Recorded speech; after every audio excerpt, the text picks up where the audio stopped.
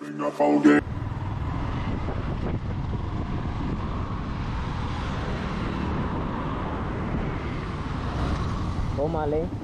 எங்க எவ்வளோ நேரம் அங்கே போய் எவ்வளோ நேரம்? 1 நேரம் தான் ஆகும். 1 நேரமா? இப்போ 15-20 நிமிஷம். 20 நிமிஷம்? 15 நிமிஷத்தில் போயிடலாம்ல. போயிட்டு ஒன்றும் வரலாம். 6 அந்த பைக் காரியா? அந்த பைக் காரியா?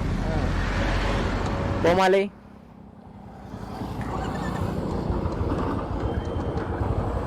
நீ ஃப்ரெண்டில் போ, வழி தெரியாத உனக்கு. சரி போ. Hello guys, welcome back to the channel. இன்றைக்கி எங்கே போயிட்டுருக்கோம்னா குளச்சல் போயிட்டுருக்கோம். குளச்சல் ஃபிஷ்ஷிங் ஹார்பர் போயிட்டுருக்கோம். நமக்கு ரஷ்யாவிலேருந்து நம்ம பாய் வந்திருக்கான். டாக்டர் கிராஜுவேட் ஆகி வந்திருக்கான். அதனால் பையனுக்கு வீட்டில் இருக்க முடியலை போல். எங்கேயாச்சும் போவோம்னு சொல்லி உசர் எடுத்துகிட்ருக்கான். அதுவும் காலங்காத்தாலே அவன் வீட்டுக்கு போயிருக்கேன். இவ்வளோ நேரம் என்னை காக்க வச்சு விட்டு இப்போ எங்கேயா போகலான்னு இருட்டுற நேரத்தில் 6:30 ஆக போகுது. இப்போ போகலாங்கிறான். சரி, அதான் பக்கத்தில் அதுதான் இருக்குது ஹார்பர், அங்கே போவோம் அப்படின்னு சொல்லிட்டு பையனை கூப்பிட்டு போயிட்டுருக்கேன். அதுவும் அவர் வந்தார்னா அவர் பைக் ஓட்ட மாட்டார்லாம், நம்ம பைக்கை உருவிட்டு விட்ருவாரு. அதனால பையன் நம்ம பைக்கை வாங்கிட்டு பின்னாடி வந்துட்டுருக்கான். வரட்டும், மெதுவாக வந்தால் போதும். ரெக்கார்ட் ஆகுதா?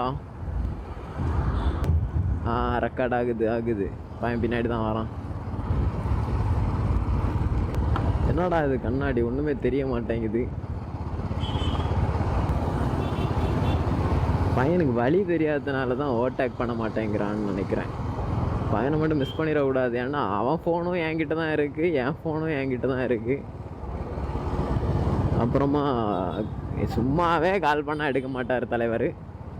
இதில் ஃபோனு வேறு இல்லைன்னா டேய் ஃபோன் இல்லைடா அப்படின்றோம். எங்கே போனான்னு தெரியாது. பையனுக்கு வரான், ஒட்டி தான் வரான். பொசிஷனே நமக்கு செட் ஆக மாட்டேங்குது. எப்பா அந்த அக்ரெசிவ் ரைடிங் பொசிஷன் தான் எனக்கு பிடிக்கும், ரொம்ப இஷ்டப்படும். இது ஏதோ நேராக இருந்து ஓட்டுற மாதிரி இருக்குது. அப்படி நேராக நெஞ்சை நிமித்திட்டு இருந்து ஓட்டுற மாதிரி இருக்குது. நமக்கு நெஞ்சை நிமித்துறதுக்கு ஆர்ம்ஸ் எல்லாம் ஒன்றும் கிடையாது. அப்புறம் இந்த நெஞ்சை நிமித்திட்டு இருந்து ஓட்டுற மாதிரி போஸ்ட் மட்டும் எதுக்கு?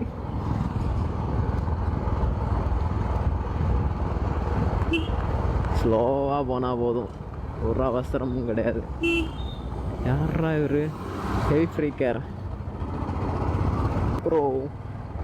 ஆப் டிடெக்ட் பண்ண மாட்டேங்குது.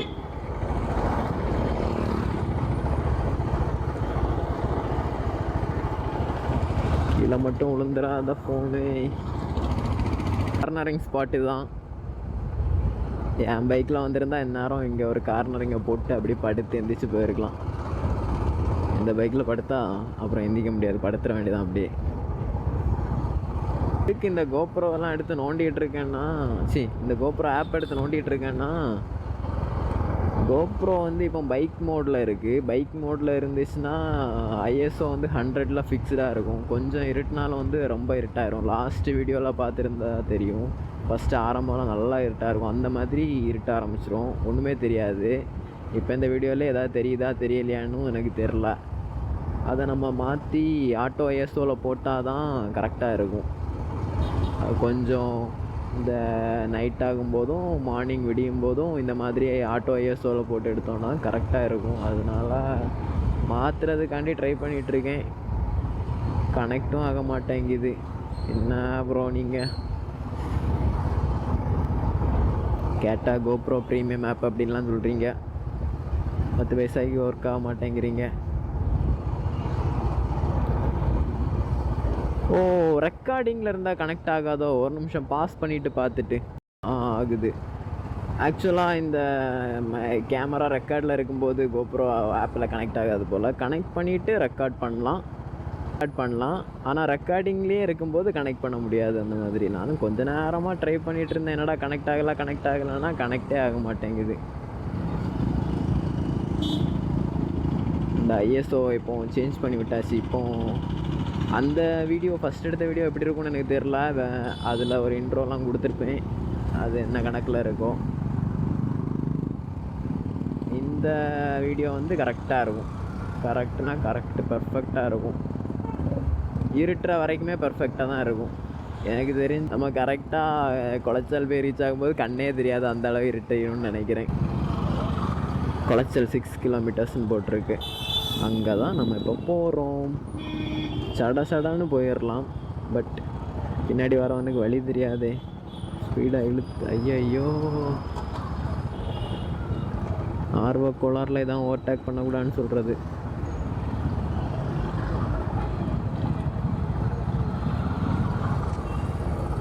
என்னடா இவ்வளோ டிராஃபிக்காக இருக்குது மண்டே மார்க்கெட் ஒரு நாளும் இல்லாமல். நாங்கள் ராதாகிருஷ்ணன் கோயில். Oh my God.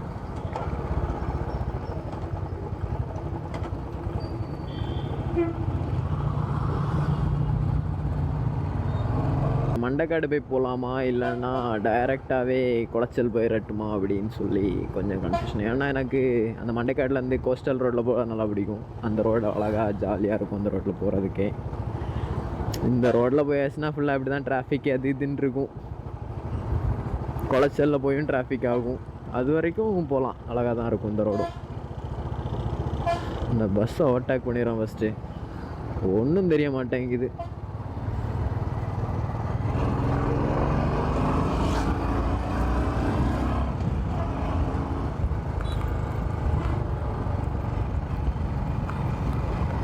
பையன் டெய்லி ரொம்ப ஸ்பீடாக வண்டி ஓட்டுவான். இன்னைக்கு என்ன அப்படி பொட்டி பாம்பா அடங்கிட்டான். நான் பாட்டி பேசிகிட்டு இருக்கேன். ஆடியோலாம் ரெக்கார்ட் ஆகுதான்னு தெரில. சரி பார்ப்போம்.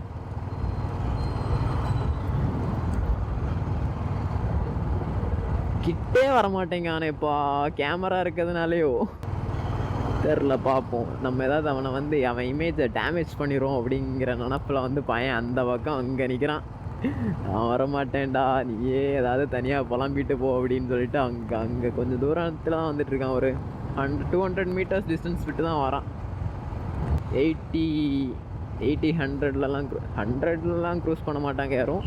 ஒரு 80லே க்ரூஸ் பண்ணி, இந்த 80 தான் இதுக்கு ஸ்வீட் ஸ்பாட்டு. அந்த ஸ்வீட் ஸ்பாட்லேயே க்ரூஸ் பண்ணி போகிறவங்களுக்கு ஒரு கெத்தான வண்டி. வேற ஆள். என் வண்டிலாம் இருந்தாச்சுன்னா புதுசாக ஓட்டுறவங்களுக்கெல்லாம் கை வலி, தோல் வலி, இடுப்பு வலியெல்லாம் வரும். கொஞ்சம் ஓட்டி பழகிட்டாங்கன்னா வராது. இந்த வண்டியெல்லாம் அப்படி கிடையாது. யார் புதுசாக எடுத்து ஓட்டினாலும் எந்த பெயினுமே இருக்காது. அப்படி ஜாலியாக எடுத்து அவங்க இஷ்டத்துக்கு ஓட்டிகிட்ருக்கலாம். வேறு லெவலில் இருக்கும் இந்த வண்டியெல்லாம். ஆனால் இதோட அந்த ஒரு ஸ்வீட் ஸ்பாட்னா ஒரு 80. அதுக்கு மேலே போகாதுன்னு கிடையாது. ஆனால் நீங்கள் ரொம்ப ரஷ் பண்ணி ஓட்டுறது மாதிரி இருக்கும். ஒரு ஸ்வீட் ஸ்பாட்டுன்னு எல்லா வண்டிக்கும் இருக்கும்ல, அந்த ஸ்வீட் ஸ்பாட்னால் இதில் ஒரு 80 நல்லாயிருக்கும். அந்த இடத்துல ஓட்டுறதுக்கு, அந்த 80லேயே க்ரூஸ் பண்ணி ஓட்டுறதுக்கு நல்லாயிருக்கும். பையன் 2 மிரரும் ஃபுல்லாக எண்ணெயை போட்டு தொடச்சி வச்சுருக்கான்னு நினைக்கிறேன். ஒன்றும் தெரிய மாட்டேங்குது. இல்லை கண்ணு தான் சோழி தீந்துட்டான்னு தெரில. ஐயோ திரும்பி பார்க்குறாங்களே. மண்டைக்காடு ரோடு போக வேண்டாம். வரும்போது வெளிச்சம் இருந்துச்சுன்னா கோஸ்டல் ரோடு காமிக்கிறேன், இல்லைனா இன்னொரு நாள் கோஸ்டல் ரோடு காமிக்கிறேன். சூப்பராக இருக்கும் கோஸ்டல் ரோடு. எனக்கு இங்கேருந்து இந்த ஈசிஆர் ரோடில் கன்னியாகுமரி வரைக்குமே சூப்பராக இருக்கும். யாருமே இருக்க மாட்டாங்க. ஜாலியாக அப்படி நம்ம மட்டுமே போயிட்டுருக்கலாம். அந்த அளவுக்கு சூப்பராக இருக்கும் அந்த ரோடு. இன்னொரு நாள் நான் இங்கேருந்து ஒரு வீடியோ போடுறேன் இந்த ஈசிஆரில். நான் இந்த ரோட்டில் ஏறுறதுக்கு எப்படி மண்டைக்காடு தான் ஏறுவேன். மண்டைக்காடு டு கன்னியாகுமரி அப்படின்னு ஒரு வீடியோ போட்டு விட்றேன். மாசாக இருக்கும் அந்த ரோடு. காமிச்சு தரேன் பாருங்கள்.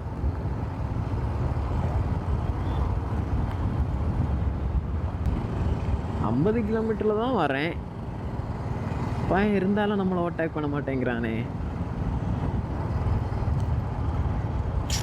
சரி, அவனுக்கு இந்த வீடியோவில் வர்றதுக்கு விருப்பம் இல்லவா இருக்குது. எப்படியும் நான் குளச்சி எடிட் பண்ணும்போது தான் தெரியும் இதில் என்னென்ன குளறுபடியெல்லாம் நடந்திருக்கு அப்படின்னு. இப்போவும் நான் வந்து மைக்கை வந்து மொபைலில் கனெக்ட் பண்ணி தான் ஆடியோ ரெக்கார்ட் பண்ணி ஆடியோவும் வீடியோவும் தனியாக தான் மெர்ஜ் பண்ணிகிட்ருக்கேன். லாஸ்ட் வீடியோ அந்த ஆடியோவும் வீடியோவும் தனியாக மெர்ஜ் பண்ணி ஒரு வீடியோ எடிட் பண்ணி எடுத்து திரும்ப நான் அதில் போட்டு கட் பண்ணதுனால ரொம்ப கிளாரிட்டி குறைஞ்சிருச்சு. இந்த தடவை அந்த மாதிரிலாம் வித்தையை காமிச்சிடக்கூடாது. கோப்ரோ மீடியா மாடு வந்து ஆர்டர் பண்ணியிருக்கேன். அது வருங்கிறானுங்க, வரமாட்டேங்குது. இந்த பேண்டமிக் சுச்சுவேஷனால் கொஞ்சம் லேட் ஆகுது. எங்கள் ஊருக்கெல்லாம் வரமாட்டேங்குது போல். சரி, வந்துடுச்சுன்னா அதை எடுத்து போட்டு அப்புறமா ஆடியோ கிளாரிட்டி வேறு லெவலில் பண்ணிடலாம். அது வரைக்கும் இப்படி தான் இருக்கும் ஆடியோ. குளச்சல் ஜங்ஷன் வந்ததுக்கப்புறமும் நம்ம 2 வழியாக போகலாம். ரைட் சைடு போயும் போகலாம், லெஃப்ட் சைடு போயும் போகலாம். நான் இப்போது லெஃப்டே எடுக்கிறேன். ரைட்டு போய் குளச்சல் பஸ் ஸ்டாண்ட்லாம் சுற்றி அங்கே ஏதாச்சும் டிராஃபிக்னா அங்கே வெயிட் பண்ணி கடுப்பு. ஸோ நம்ம லெஃப்ட் எடுக்கலாம். Left is better.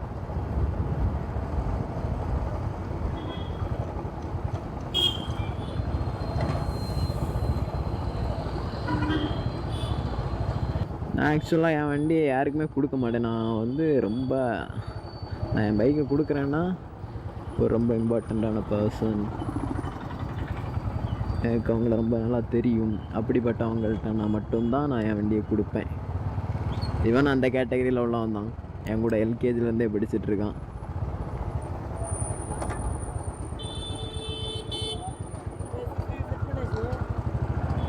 இது குளச்சல் பீச்சு. ஹார்பர் கொஞ்சம் உள்ள தள்ளி போக வேண்டும். ஃபிஷ்ஷிங் ஹார்பர் கிடையாது. சைடு ஃபுல்லாக போட்டாக இருக்கா, பீச் தெரிகிறதா? இங்கே தான் பசங்க ஃபுட்பால்லாம் விளையாடிட்டு இருப்பானுங்க. இந்த பக்கமும் விளையாடுவானுங்க, ஹார்பருக்கு அந்த பக்கமும் விளையாடுவானுங்க.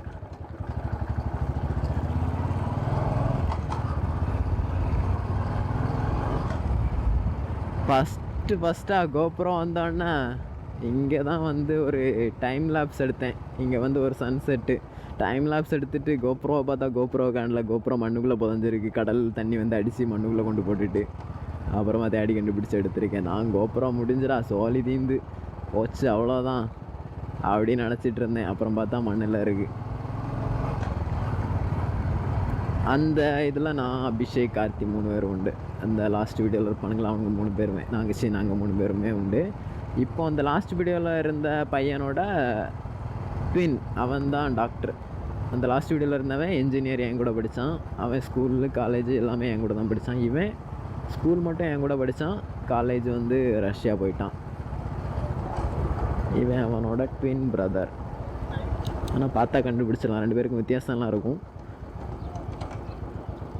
ஆனால் ட்வின்ஸ் தான்.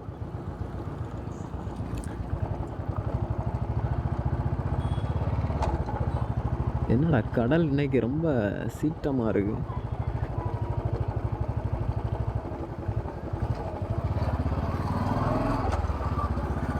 நிறைய மக்கள் இருக்காங்களேப்பா இன்னைக்கு. முன்னாடிலாம் நம்ம நிற்கிற இடத்து பக்கத்துலேயே அந்த போட்டெல்லாம் வந்துடும், பெரிய போட்டு. இப்போ என்னடனா அங்கே கொஞ்சம் தள்ளி சென்டர்லேயே விட்றாங்க. தான் எண்டு பாயிண்ட்டு.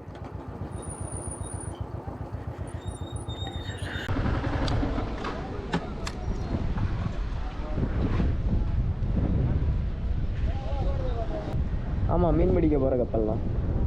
ஒருக்கா இந்த கப்பலுக்குள்ளே வேலை பார்ப்பாங்கல்ல, அவங்களெல்லாம் சும்மா ஒரு இன்டர்வியூ எடுக்க மாரி வந்தோம். அது எங்கள் காலேஜில் இருந்து ஒரு ப்ராஜெக்ட் மாதிரி வந்துருந்தாங்க. இப்போ அவங்கக்கிட்டலாம் கேட்டு பேச, இந்த கப்பலுக்குள்ளெலாம் ஏறி வந்துலாம் பேச. கப்பலில் போட்டு தான், பெரிய போட்டு. நானும் கார்த்தியும் 2 பேரும். இல்லை முன்னாடி இப்போ எங்கே கிட்ட நெருங்கிடாமல் நிற்கும். இப்படி நம்ம இறங்கி போயிடலாம். இப்போ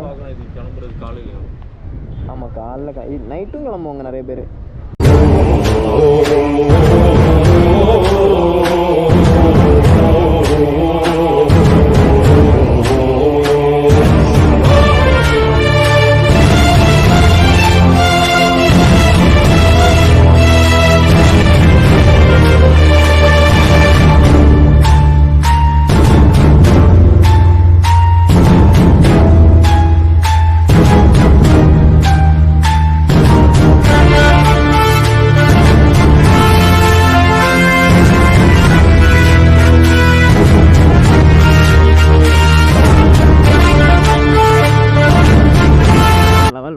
இந்த போட்டு, கடல், சன்செட்டு அதெல்லாம் அப்படியே வட சென்னை படத்தில் வர மாதிரி அப்படி ஒரு வைப் ஆகும். நான் வேணால் அந்த பிஜிஎம் போட முடியுதான்னு பார்த்து அந்த சினிமேட்டிக் ஷாட்டுக்கு போட்டு விட்றேன். அவ்வளோதாங்க, இந்த வீடியோ இதோட எண்ட் பண்ணிக்கிறேன்.